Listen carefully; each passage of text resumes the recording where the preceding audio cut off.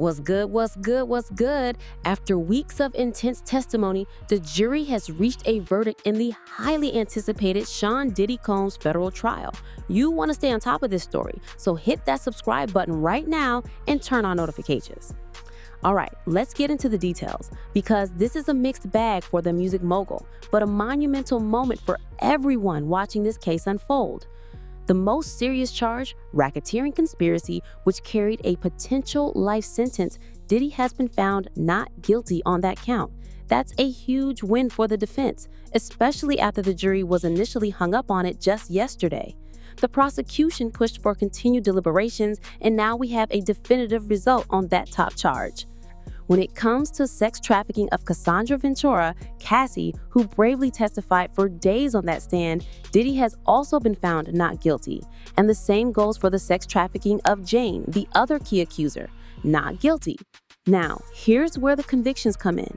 The jury did find Diddy guilty on the transportation to engage in prostitution counts involving both Cassie Ventura and Jane.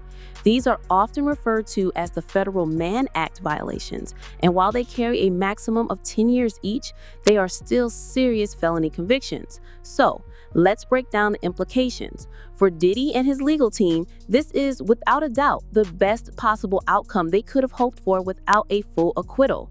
He is no longer facing the specter of a life sentence. That's a massive weight off his shoulders, and we saw some emotions from his family in court as the verdicts were read. My read on this is that the defense's strategy focusing on consent and free will likely resonated with the jury when it came to the more complex sex trafficking charges, where force, fraud, or coercion needed to be proven beyond a reasonable doubt. The emotional testimony from Cassie and Jane was powerful, no question, but it seems the jury was swayed by the defense's argument, potentially supported by text messages and other evidence suggesting willing participation in certain scenarios.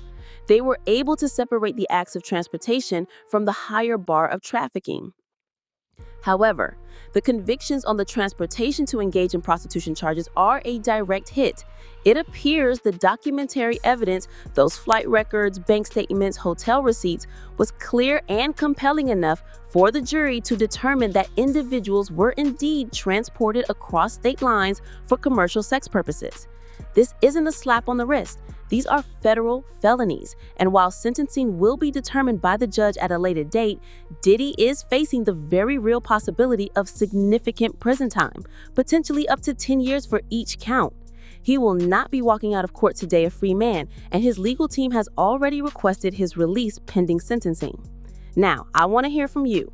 What's your reaction to this verdict? Are you surprised by the acquittals on the sex trafficking and racketeering charges? What do you think about the convictions on the Mann Act violations? Drop your comments below, hit that like button, and make sure you're subscribed, and I'll catch you in the next one.